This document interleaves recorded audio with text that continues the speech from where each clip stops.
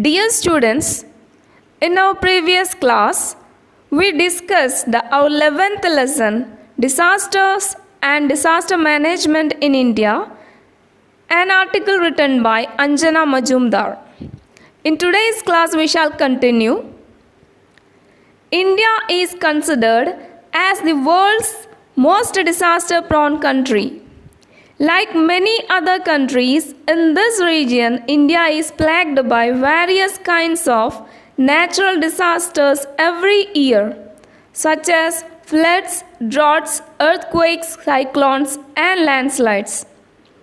Millions of people are affected every year, and the economic losses caused by natural disasters amount to a major share of the gross national product. Natural disasters are huge economic burdens on the developing economies such as India. Every year, huge amount of resources are mobilized for rescue, relief, and rehabilitation works following natural disaster occurrences. There is a growing need to look at disasters from a development perspective. Disasters can have devastating effect on communities and can significantly set back development efforts to a great extent. But then, it could also offer an opportunity to invest in development efforts in a post-disaster scenario. Disasters are opportunities for communities to reinvent themselves.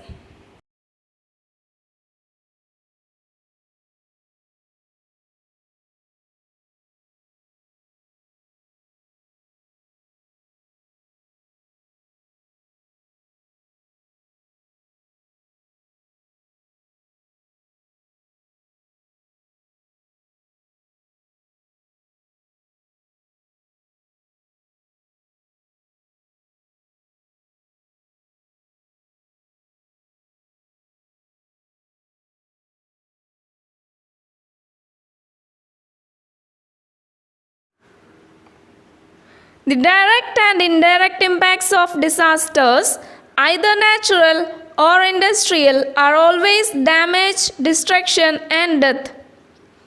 When disaster strikes, the lifeline support systems, namely communication, power supply, water supply, drainage, etc., are damaged. Moreover, healthcare and hospitals are also put under severe stress. Commercial and economic activities are also badly affected. Life almost comes to a standstill. The psychological traumas caused by the disasters are sometimes so severe that they span the whole life of the victim. Therefore, along with other rehabilitation works, psychological rehabilitation should also be given due importance. The impact is almost the same even in the case of man-made disasters like riots. The most affected are the poor sections of society who have to work daily to earn their livelihood. When a disaster happens, it damages lifeline support systems such as transportation facility, drainage, electricity, communication, water, etc. It affects business sectors, healthcare centers, and hospitals will be in a pathetic situation because so many people will be admitted to the hospitals. People face financial difficulties because of the disaster. Life becomes hell for those people who face the disaster. They may have psychological traumas which will be with them till the end of their lives. So, the rescuers should give psychological rehabilitation too. These all will happen even in the case of man-made disasters such as riots. It is the poor who suffer the after effect of disaster, whether it is natural or man-made because they have to work every day for getting money. പ്രകൃതിക്ഷോഭങ്ങളാകട്ടെ അല്ലെങ്കിൽ വ്യാവസായിക ദുരന്തങ്ങളാകട്ടെ അവ എല്ലാ കാലത്തും പ്രത്യക്ഷമായും പരോക്ഷമായും ഏറെ നാശനഷ്ടങ്ങൾക്കും ജീവഹാനിക്കുമാണ് വഴിതെളിയിക്കുന്നത്. ദുരന്തങ്ങൾ ഉണ്ടാകുമ്പോൾ വാർത്താവിനിമയ സംവിധാനങ്ങളും വൈദ്യുതി വിതരണവും ജലവിതരണവും അഴുക്കുചാൽ നിർഗമന മാർഗങ്ങളുമെല്ലാം തകരാറിലാക്കപ്പെടുന്നു. കൂടാതെ ആരോഗ്യ സംരക്ഷണ മാർഗവും ആശുപത്രി നടത്തിപ്പുമെല്ലാം കടുത്ത സമ്മർദ്ദത്തിലാകുന്നു. വാണിജ്യപരവും സാമ്പത്തികപരവുമായ പ്രവർത്തനങ്ങളെയും ഇത് സാരമായി ബാധിക്കുന്നു. മനുഷ്യജീവിതം തന്നെ അസാധ്യമാകുന്ന സ്ഥിതിവിശേഷം സംജാതമാകുന്നു. ഇതിലകപ്പെടുന്ന മനുഷ്യരുടെ ജീവിതകാലം അത്രയും നീണ്ടു നിൽക്കുന്ന മനോവേദനകൾക്കും ദുരന്തങ്ങൾ കാരണമാകുന്നു. അതുകൊണ്ട് തന്നെ പുനരധിവാസ പ്രവർത്തനങ്ങൾക്കൊപ്പം തന്നെ മാനസികമായ പുനരധിവാസ പ്രവർത്തനങ്ങളും നൽകപ്പെടുന്നുവെന്ന് ഉറപ്പുവരുത്തേണ്ടതുണ്ട്. കലാപം പോലുള്ള മനുഷ്യനിർമ്മിതമായ ദുരന്തങ്ങളും ഏറെ നാശം വിതയ്ക്കുന്നവയാണ്. അന്നന്നത്തെ ആഹാരത്തിന് പണിയെടുക്കേണ്ടി വരുന്ന സമൂഹത്തിലെ പാവപ്പെട്ടവരെയാണ് ഇത്തരം കലാപങ്ങൾ ഏറെ ബാധിക്കുന്നത്.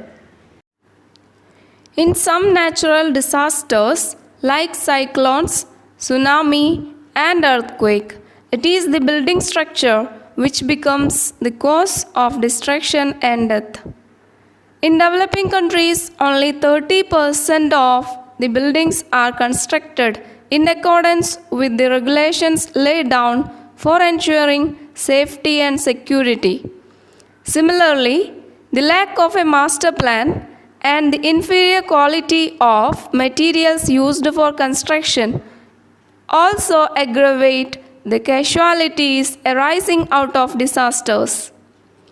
Therefore, both private and public buildings should be constructed according to the guidelines prescribed by law. Moreover, constructions should strictly adhere to the master plan approved by the authorities. Above all, good quality materials should be used for construction.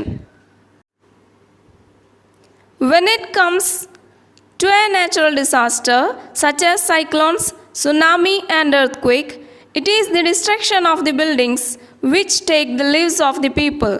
This occurs because most of the architects do not give due importance to building regulations.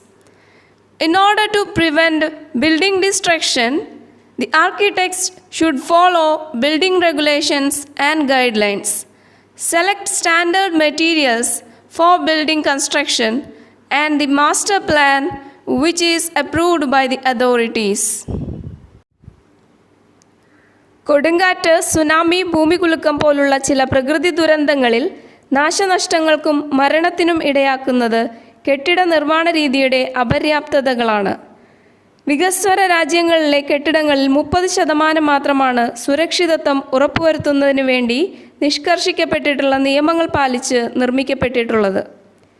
പ്രതിരോധ രൂപരേഖയുടെ അപര്യാപ്തത കൊണ്ടും നിർമ്മാണ സാമഗ്രികളുടെ ഗുണനിലവാരം മോശമാകുന്നതുകൊണ്ടും ദുരന്തങ്ങൾ മൂലമുണ്ടാകുന്ന നാശനഷ്ടങ്ങൾ വർദ്ധിക്കുന്നു. അതുകൊണ്ടുതന്നെ സ്വകാര്യ കെട്ടിടങ്ങളും പൊതുവായ കെട്ടിടങ്ങളും നിയമം അനുശാസിക്കുന്ന മാനദണ്ഡങ്ങൾ പാലിച്ചുകൊണ്ട് മാത്രമേ നിർമ്മിക്കാവൂ. കൂടാതെ ബന്ധപ്പെട്ട അധികാരികൾ നൽകുന്ന രൂപരേഖ അനുസരിച്ചായിരിക്കണം അവ നിർമ്മിക്കേണ്ടത്. എല്ലാറ്റിനും പുറമെ നിർമ്മാണത്തിന് നല്ല സാമഗ്രികൾ മാത്രമേ ഉപയോഗിക്കാവൂ. The UNDAC, along with the Government of India, has jointly prepared an action plan for cities and towns vulnerable to earthquakes. In vulnerable areas, the existing buildings should be technically assessed and individual owners and group housing authorities should be informed about the weaknesses in their construction. Presently, it is estimated that around 1 million buildings are constructed every year in India, and an equal number of them gets damaged as a result of disasters. In order to reduce the damage to buildings, A monitoring mechanism should be set up in disaster-prone areas, which must act in proper coordination with the concerned authorities to ensure the fulfillment of building codes. Recently, UNDAC, United Nations Disaster Assessment and Coordination, with the aid of the Government of India, had made an action plan for cities and towns which were prone to earthquakes. The action plan suggests that the authorities should check the quality of the existing building and make improvements.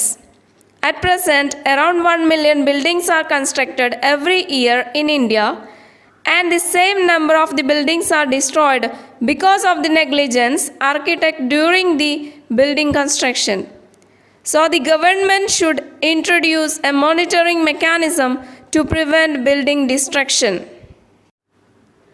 ഭൂകമ്പ സാധ്യതയുള്ള Indian നഗരങ്ങളിൽ നടപ്പിലാക്കുന്നതിന് വേണ്ടി India ഗവൺമെൻറ്റും united nations disaster assessment and കോർഡിനേഷനും ചേർന്ന് ഒരു കർമ്മ പദ്ധതി ആസൂത്രണം ചെയ്തിട്ടുണ്ട്. ദുരന്ത സാധ്യതയുള്ള സ്ഥലങ്ങളിലെ കെട്ടിടങ്ങൾ വിദഗ്ധ സമിതി പരിശോധിക്കുകയും കെട്ടിട ഉടമയെ അല്ലെങ്കിൽ വില്ലകളുടെയും മറ്റും ഉടമസ്ഥാവകാശമുള്ളവരെ കെട്ടിടങ്ങളുടെ ബലക്ഷയത്തെക്കുറിച്ച് യഥാസമയം അറിയിക്കുകയും വേണം. ഒരു വർഷം 10 ലക്ഷത്തോളം കെട്ടിടങ്ങൾ ഇന്ത്യയിൽ നിർമ്മിക്കപ്പെടുന്നുവെന്നും അത്ര തന്നെ കെട്ടിടങ്ങൾ ദുരന്തങ്ങളിൽ തകർന്നടിയുന്നുണ്ടെന്നുമാണ് കണക്കാക്കപ്പെടുന്നത്. ദുരന്ത സാധ്യതാ മേഖലകളിൽ കെട്ടിടങ്ങൾക്കും മറ്റുമുണ്ടാകുന്ന നാശനഷ്ടങ്ങൾ കുറയ്ക്കുന്നതിനു വേണ്ടി ഒരു മേൽനോട്ട സമിതി രൂപീകരിക്കുകയും നിർമ്മാണ ചട്ടങ്ങൾ പാലിക്കപ്പെടുന്നുവെന്ന് ഉറപ്പുവരുത്താൻ ബന്ധപ്പെട്ട അധികാരികളുമായി സമിതി നിരന്തരം ബന്ധപ്പെട്ടിരിക്കുകയും വേണം. In the case of disaster management, the state governments play a major role while the central government only plays a facilitating role.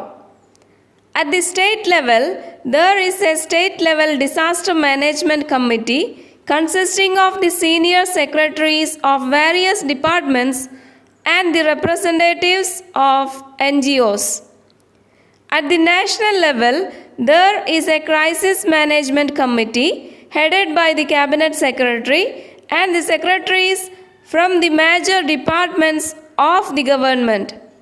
The central government, with proper coordination with various ministries, provides necessary support to the states, which includes defense services like airdropping, rescuing, searching, transport of relief goods, etc., and availability of rail and ferry services, health personnel, and medical support.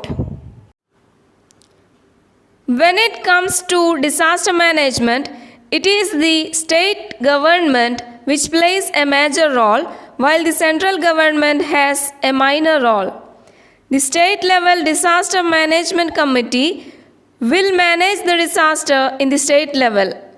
It consists of the senior secretaries from the major departments of governments and the representatives of the NGOs.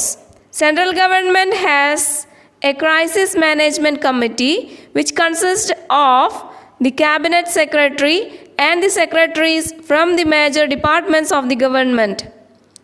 But when a disaster happens, the central government provides health and medical support, rail and ferry services, and defense services such as airdropping, rescuing, searching, transport of relief goods, etc.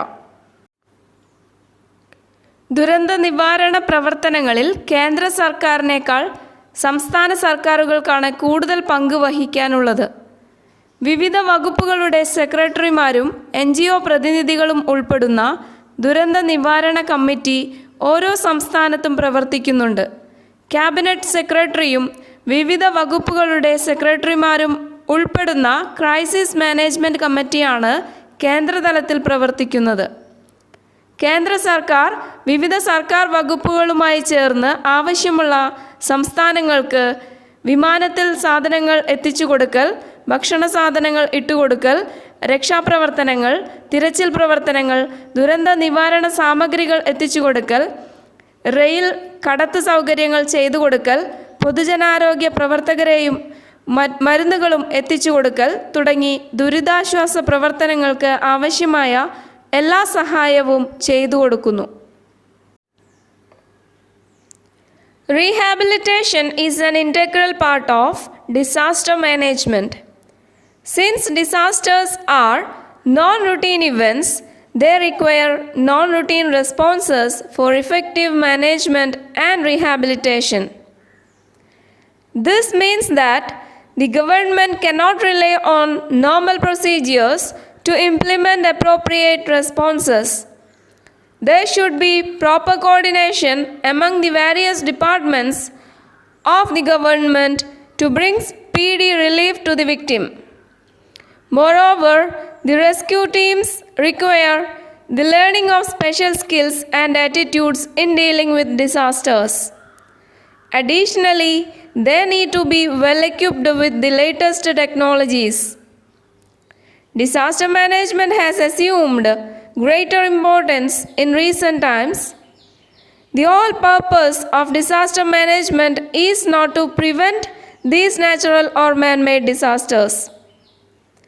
We may not be able to avert many of these disasters, but we can definitely mitigate their impact.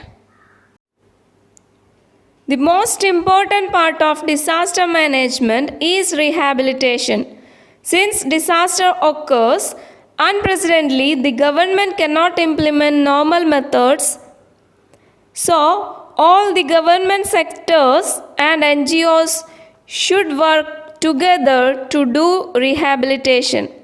Also, the rescue team should need special skills and talents, positive attitude, and have the latest technology to do rescue operation.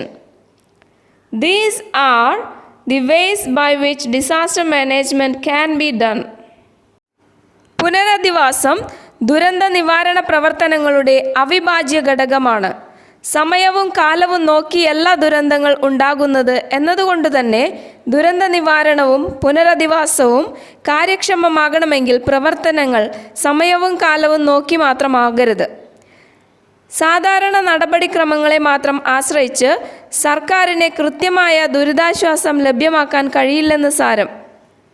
ദുരിതബാധിതർക്ക് അടിയന്തര സഹായം എത്തിക്കുന്നതിന് വിവിധ സർക്കാർ വകുപ്പുകൾ തമ്മിലുള്ള ഏകോപനം അനിവാര്യമാണ്. കൂടാതെ രക്ഷാപ്രവർത്തകർക്ക് ദുരന്ത നിവാരണത്തിനാവശ്യമായ പരിശീലനവും അതിനോടുള്ള ആഭിമുഖ്യവും ആവശ്യമാണ്. ഇതിനൊക്കെ പുറമെ അവർക്ക് ഏറ്റവും പുതിയ രക്ഷാസന്നാഹങ്ങളും ഉണ്ടായിരിക്കണം. അടുത്ത കാലത്തായി ദുരന്ത നിവാരണത്തിന് മുമ്പത്തേക്കാൾ പ്രാധാന്യം കൈവന്നിട്ടുണ്ട്. പ്രകൃത്യാ ഉള്ളതോ മനുഷ്യനിർമ്മിതമോ ആയ ദുരന്തങ്ങൾ ഇല്ലാതാക്കുക എന്നതല്ല ദുരന്ത നിവാരണത്തിൻ്റെ പരമപ്രധാന ലക്ഷ്യം. ഈ ദുരന്തങ്ങളിൽ പലതും നമുക്ക് ഒഴിവാക്കാൻ ആവില്ലെങ്കിലും അവയുടെ അനന്തരഫലങ്ങൾ കുറയ്ക്കാൻ തീർച്ചയായും നമ്മെക്കൊണ്ട് സാധിക്കും.